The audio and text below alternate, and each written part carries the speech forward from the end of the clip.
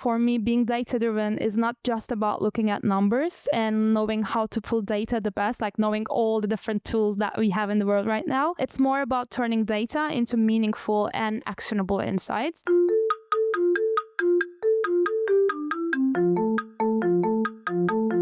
Are you a fitness-loving foodie?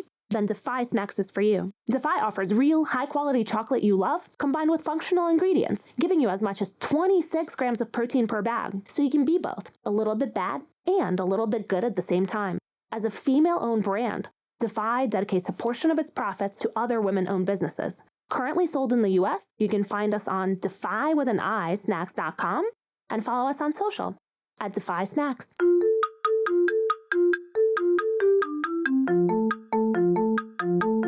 Hello and welcome to the Shiny New Object podcast. My name is Tom Ollerton. I'm the founder of the creative effectiveness ad tech platform Automated Creative. And this is a podcast about the future of data-driven marketing. Every week or so, I have the pleasure and the privilege of interviewing one of our industry's leaders. And this week's no different. I'm here with Beril Aydingor, who is acquisition marketing manager at ClassPass. And thank you for inviting me to your office in Borough. It's always much more fun in person, so I really appreciate that. So Beril, for anyone who doesn't know who you are and what you do, could you give them a little bit of background? Yeah, for sure, Tom. First of all, the pleasure is mine, so thank you for having me as well. So this is Beril Aydingor. I'm the acquisition marketing manager at ClassPass, responsible for our global acquisition for the partner side, probably the venues that you're seeing in ClassPass. So a little bit of a background that what I did and like what I'm doing now is I worked in, I would say, big corporates like British American Tobacco and Vodafone. After that, I worked in a startup, which was like, I was the only growth hire, so it was more of a one-woman show. And after that, now I would say ClassPass is a scale-up. So I'm working in a scale-up where you have the balance of like creative space of your own, but you also have the assets that you can take the benefit of. So yeah, that's me. And what's your weirdest class you've done on ClassPass? Yeah. What's the weirdest one you've done? You're asking for the class that I've been to. So we had this campaign called Sweat Your Heart Out for the Valentine's Day. I think it was an amazing one. So basically it was a class, but it was for the singles. I didn't attend as a single, but like I was there for the organization. So it was amazing. Yeah, I was probably ClassPass's like second customer when it launched in London. Oh yeah, you told me. Yeah. I did like color yoga, aerial yoga and all that on ClassPass. So it was really brilliant for me to it unlocked lots of different, yoga stuff really. That's great, especially if you love variety. I think that's a great place. Yeah. I can't stand doing the same thing over and over again. It drives me mad. So in your career, it's so interesting to know you've been the one-woman show and you've worked at the big corporates, now you're at a scale-up. So you've seen it like from growth from three different angles, which is fascinating. So in that career, what new belief or behavior has had the best impacts on your work life since you started using it? Yeah, got it. I can say that it's showing up. It's something that I think as an introverted extrovert, something that I've been working on, even if you don't feel like it or you're like over procrastinating until you reach to a point like which you can actually almost say, oh, this would actually not be as useful as described. So like, let's skip it for this time. Most of the times that I was too lazy to go to an event, but decided attending turn out to be the best types of events versus like the overly organized stuff. I don't know if you had that too, but like the event you nearly skipped ends up being the showstopper. I don't know if you have that, but I think to my experience, if you just keep showing up, it gets better off like having this continuity. And I think another thing that I can mention is increasing your signal to noise ratio. It's a concept that Steve Jobs used quite often, so did Elon Musk. So let's say that you have 10 tasks for today, but it might be too hard to juggle with all of them. Just like pick the top 2 or 3 for starters, which are the most important to get done, which are like almost non-negotiable for you, and leave the other like mumbo jumbos or noises in this metaphor less prioritized. Also, just like don't put the weight of the rest to your shoulders if you can't just like get them down. The more you increase your signal, you'll see that you'll get better at delivering things. It might come funny to you to hear this from someone between Gen Y and Gen Z, but like keeping an agenda or diary like in handwriting, it's actually helping me a lot.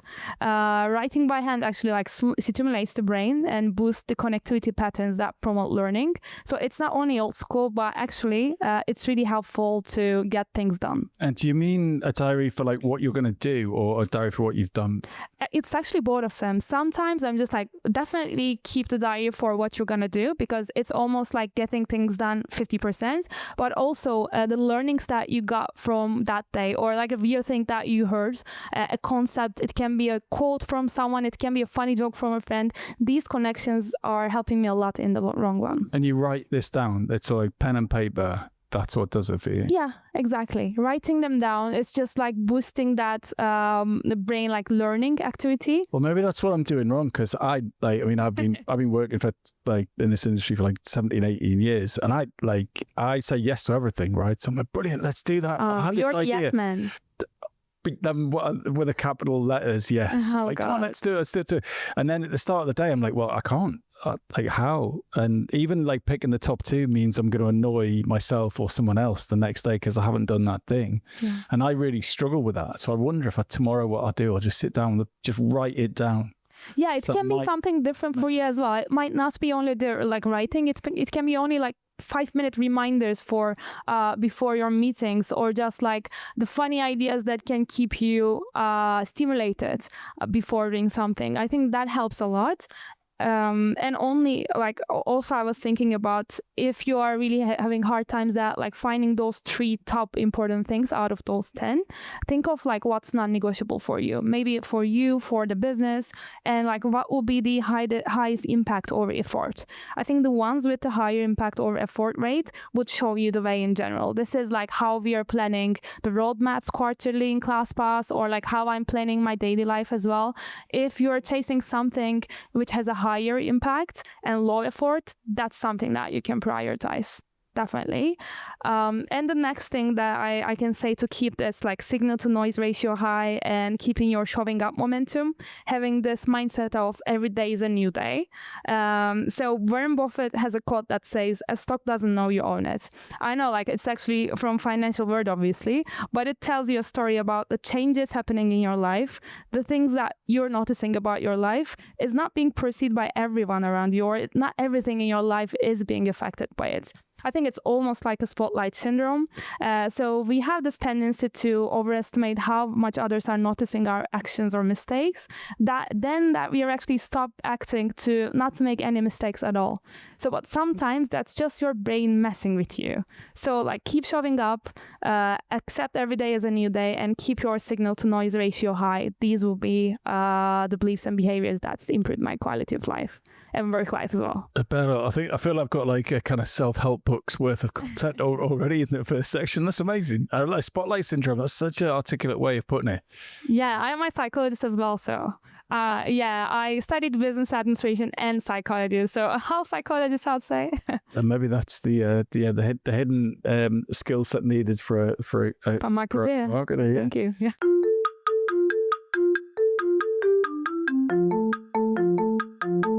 So you've already given me lots of tips, but I'm going to have to ask you, because I ask everyone, is there a specific tip that you find yourself sharing most often to help data-driven marketers become better at their jobs? Outside of these brilliant things you've already shared. Yeah, sure. So like, first of all, for me, being data-driven is not just about looking at numbers and knowing how to pull data the best, like knowing all the different tools that we have in the world right now. It's more about turning data into meaningful and actionable insights. So first, is it simplified enough to be comprehended by everyone?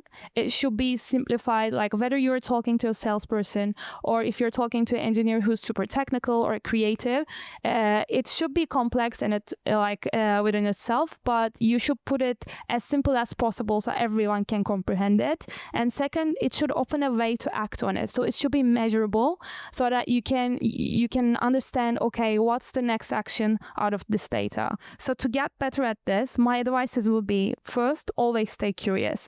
Ask what's behind the numbers, like what's the story they have before deep diving into it. I think it's like getting to know someone, because first you have the first impression, but their story can alter your view after knowing them better. So always stay curious is the first advice. And the second, don't look at the data in isolation. Just like connect the dots around it. There are probably lots of stakeholders for your customer journey, so as your data. So have this like almost an eagle's eye perspective for the data.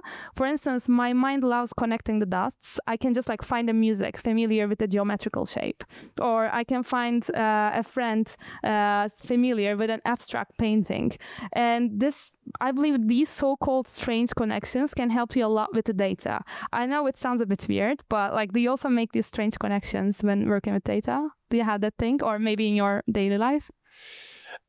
Yes. So in our business, so we're always looking for the combination of creative factors that drives the outcomes that the brand wants.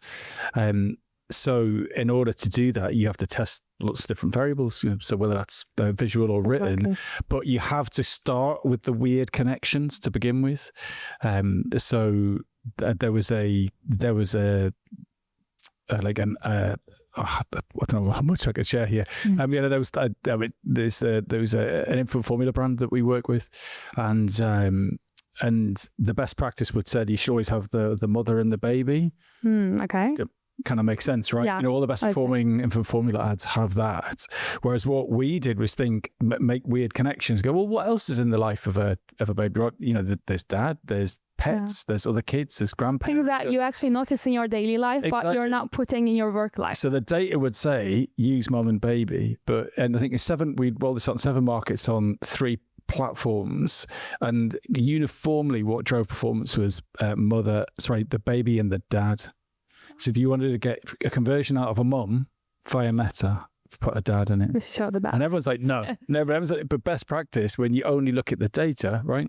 Definitely. Is a mum.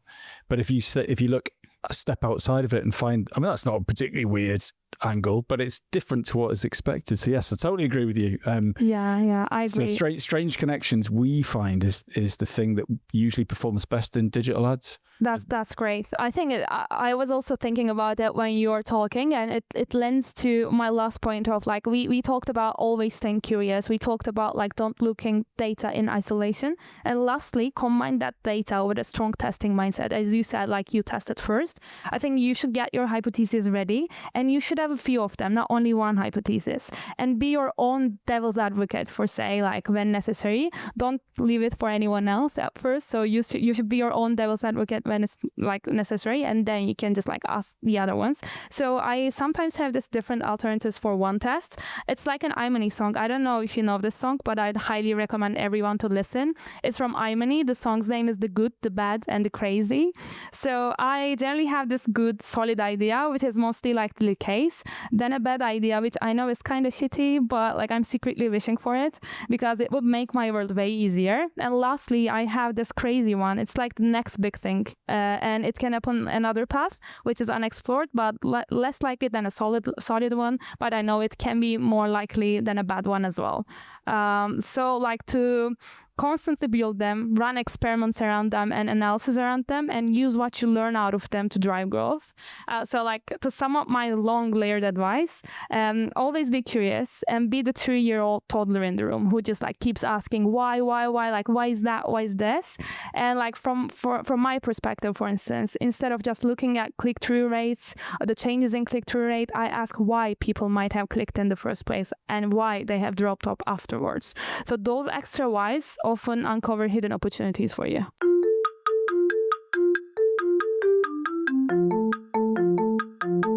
This episode of the Shiny New Object podcast is brought to you in partnership with MadFest. Whether it's live in London or streamed online to the global marketing community, you can always expect a distinctive and daring blend of fast-paced content, startup innovation pitches, and unconventional entertainment from MadFest events. You'll find me causing trouble on stage, recording live versions of this podcast, and sharing a beer with the nicest and most influential people in marketing. Check it out at www.madfestlondon.com.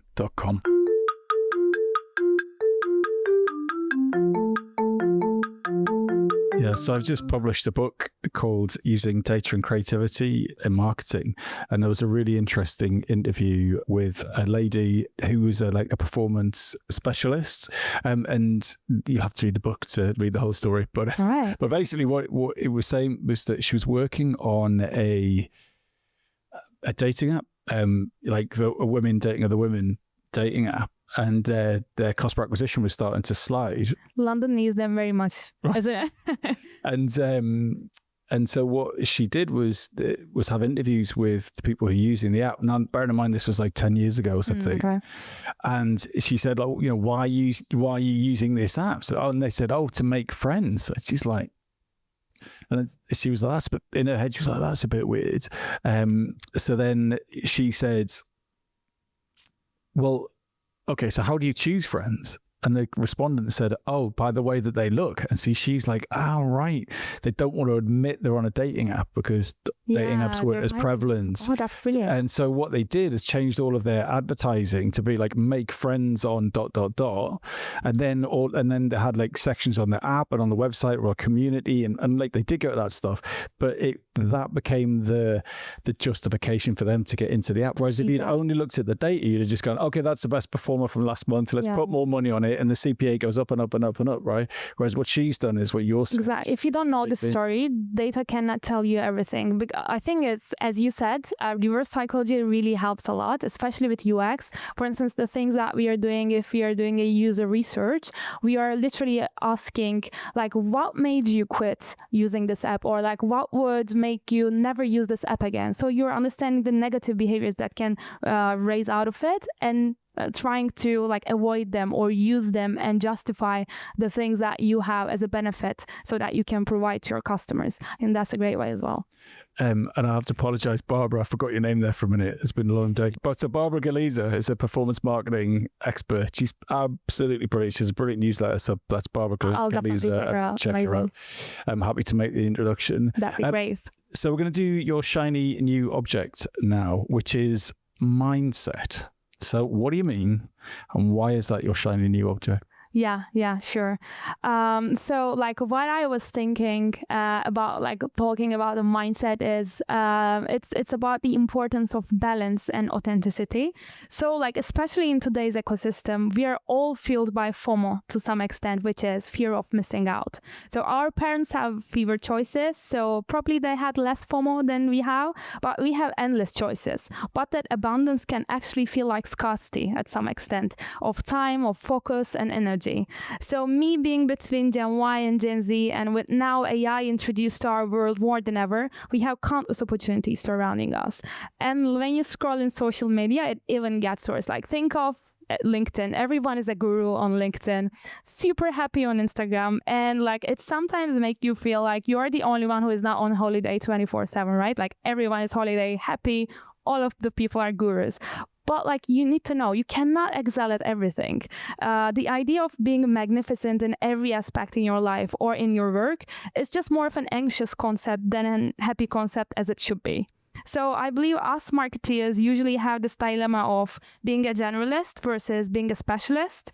And I'm more of a generalist side, but I always have wondered how it would look like for me if I would have been a specialist.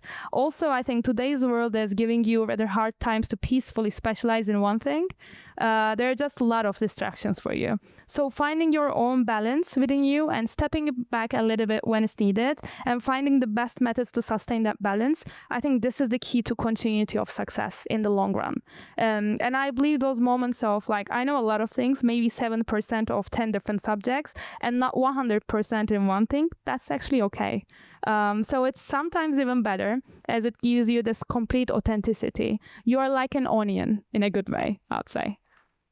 I also want to say that in a world where AI connects data points, the data points that we talked about, AI can help you to connect them. Generalists are great at connecting human dots across disciplines, not only data points, but the human dots that AI can miss. So that's harder to replace. I know there's an ongoing discussion whether AI will replace our jobs, or we are hearing which proficiencies are like found to be easier to replace. And I actually find us like data-driven marketers lucky for that, because as most of the time our job is to put a meaning to data or inputs. So there's this one specific thing that you can actually be different than everyone, and that cannot be replaced as easy. It is your experience and your personality, which I call as authenticity. So it can be sometimes as a song you listen, a pattern, or even a happy accident. This is the way I call them, by the way. It comes from the famous painter Bob Ross. I don't know, do you know Bob Ross, Uncle Ross? Yeah, I've seen it. Yeah. Yeah. He says, we don't have mistakes, we have happy accidents. So I call them as happy accidents, and these happy accidents can create an idea in you, which a GPT probably is not wired enough to give you that.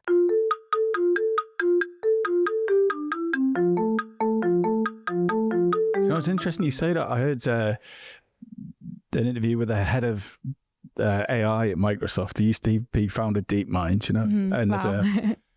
I was honestly, it was a bit of a sales pitch, but fair enough. And he said that actually, I don't agree with this, but it's stuck in my head. He said the big problem with AIs is hallucinations, but actually, you kind of want hallucinations because you need the oddness, you need the mistakes.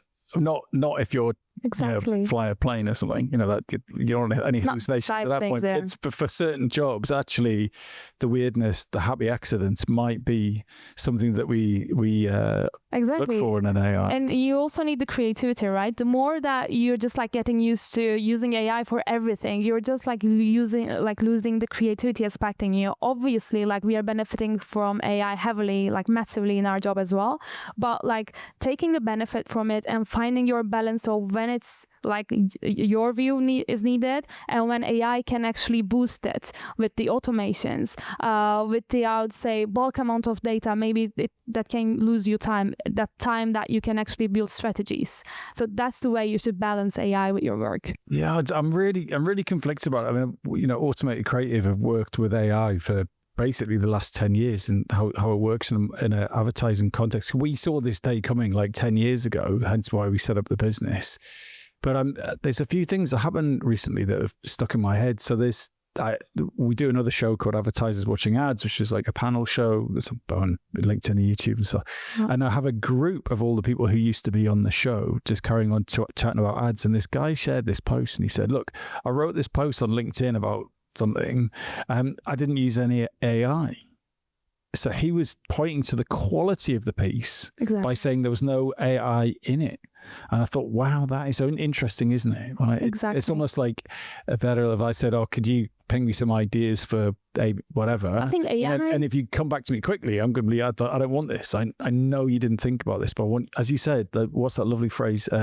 Experience and personality equals authenticity, right? So if you AI it, you can't possibly be authentic. It actually says it on the tin, artificial.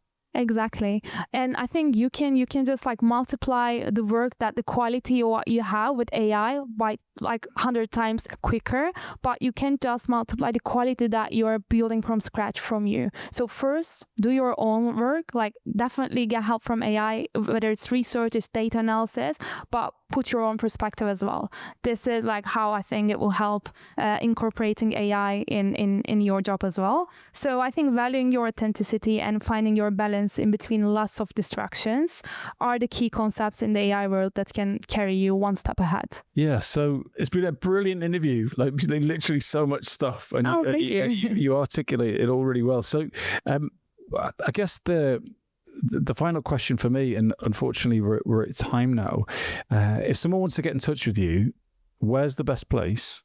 And what makes a message that you will actually reply to? I think I love funny messages that's coming from email sometimes, but like they can reach me out via LinkedIn DMs as well. The thing that I really don't like is cold calls, because you don't know how busy that person is throughout the day or how the mood of that person. So LinkedIn DM, funny emails or funny messages, they can reach me out through my business phone number as well. I prefer WhatsApp. So these are the like methods I like to be reached. Brilliant. Yeah. Beril, thank you so much for your time. Yeah, thank you, Tom.